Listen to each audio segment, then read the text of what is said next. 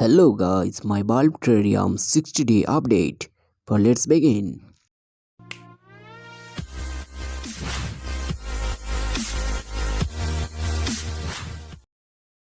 Hello guys, I am Ovi. You are watching for Avidiy. তো আমি আপনাদের কিছুদিন আগে বানিয়ে দেখিয়েছিলাম বাল্ব টেরারিয়াম, যার ভেতরে গাছ লাগানো ছিল।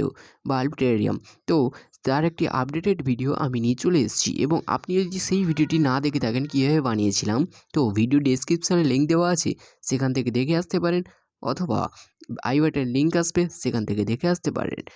আর যদি দেখে নিয়েছেন তো আপনার জন্য এই ভিডিওটি। সো বন্ধুরা, আপনাদের আমি একটি টেরারিয়াম বানিয়ে দেখেছিলাম, যেটা বলেছিলাম যে আপনাদের আপডেট দেওয়া হবে সপ্তাহে এক সপ্তাহ করে। তো আমি সেই আপডেটটি নিয়ে চলে এসেছি।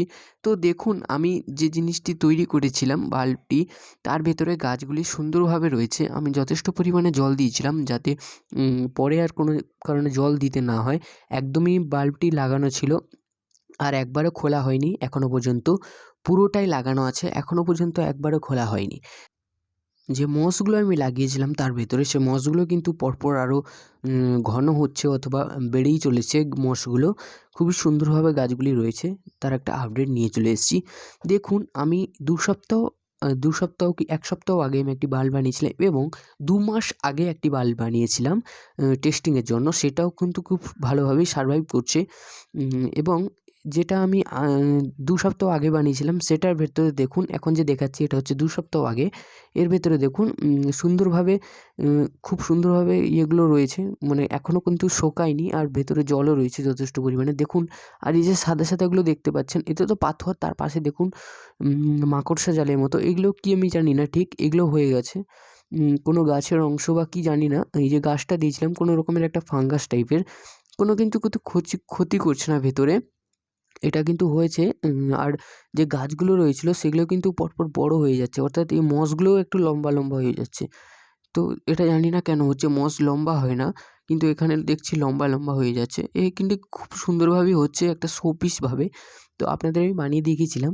তো এটা খুবই সুন্দরভাবে হয়েছে, এবং এতে একটা কী হয়, এতে যখন রোদ লাগে, বা রোদ নয়, যখন যাতে এর ভেতরে একটা অক্সিজেন সার্কুলেশন সিস্টেম হচ্ছে, এতে যে গাছগুলো রয়েছে, এবং এতে অনেক পোকামাকড়ের সৃষ্টি হয়েছে। নিচে অনেক পোকামাকড় আছে, তারা কার্বন ডাইঅক্সাইড ছাড়ছে এবং অক্সিজেন নিচ্ছে।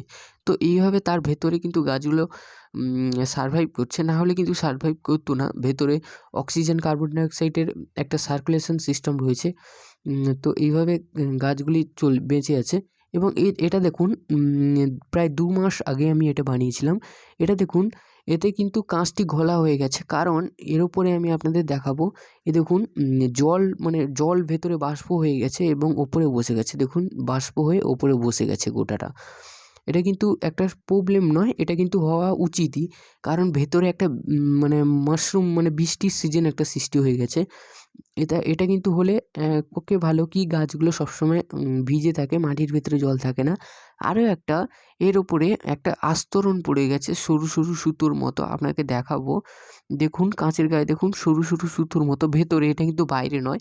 কাঁচটি ওপর থেকে একদম পরিষ্কার রয়েছে, ভেতর থেকে সেই সরু সরু সুতোর মতো গোটাটা হয়ে গেছে। এটা কিন্তু প্রথমে ছিল না, এটা কিন্তু প্রায় 2 সপ্তাহ 3 সপ্তাহ পরে এটা কিন্তু হতে শুরু করে, এবং এইভাবে চলে। এবং এর ভেতরে গাছগুলো খুব লম্বা হয়ে গেছে, দেখুন বুঝতে পারবেন। এবং দেখুন, এর উপরে কিন্তু সেই দাগগুলো এখানে বোঝা যাচ্ছে, এটা কিন্তু স্ক্র্যাচ নয়, এটা কিন্তু সেই শ্যাওলা টাইপের কোনো একটা কিছু, জানি না এগুলো কি ঠিক, কিন্তু এরকম গোটাটা হয়ে গেছে। এবারে দেখুন, এর ভেতরে কিন্তু দেখুন গাছগুলো দেখুন, এগুলো কিন্তু মসগুলো কিন্তু লম্বা লম্বা হয়ে গেছে, সূর্যের আলোর দিকে যেতে চাইছে, কিন্তু এটা কিন্তু ফুল সানলাইটে রাখা যাবে না, তার ফলে কিন্তু আমাদের গাছগুলো মারা যেতে পারে। কারণ দেখুন, আমাদের একটা ভেতরে পুরো আটকানো রয়েছে, যার ফলে কিন্তু বাতাস বেরোতে পারছে না, তাহলে কিন্তু অতিরিক্ত হিট হয়ে যাবে ভেতরে, এবং গাছগুলো শুকিয়ে যাবে পরপর। এটা কিন্তু করা যাবে না, আমাদের জানলার পাশেই রাখতে হবে। দেখুন, আমি যেভাবে রেখেছি এইভাবে রাখতে হবে জানলার পাশে, এবং সাবধানে রাখতে হবে। আরেকটা কথা, প্লিজ প্লিজ প্লিজ আমার চ্যানেলটিকে সাবস্ক্রাইব করে নেবেন, কারণ আমাকে 1 মাসের ভেতরে 1000টা সাবস্ক্রাইবার পূরণ করতে হবে। আর যদি করে থাকেন সাবস্ক্রাইব, তো আপনাকে থ্যাংক ইউ, এবং প্লিজ একটু সবার কাছে শেয়ার করে দিন, প্লিজ যতটা সম্ভব হয় ততটা শেয়ার করে দিন। আমাকে 1000টা সাবস্ক্রাইবার পূরণ করতে হবে। তো আপনাকে ধন্যবাদ, প্লিজ একটু শেয়ার করে দেবেন। আজকের মতো এইটুকু, দেখা হচ্ছে পরের ভিডিওতে। Thanks for watching my video.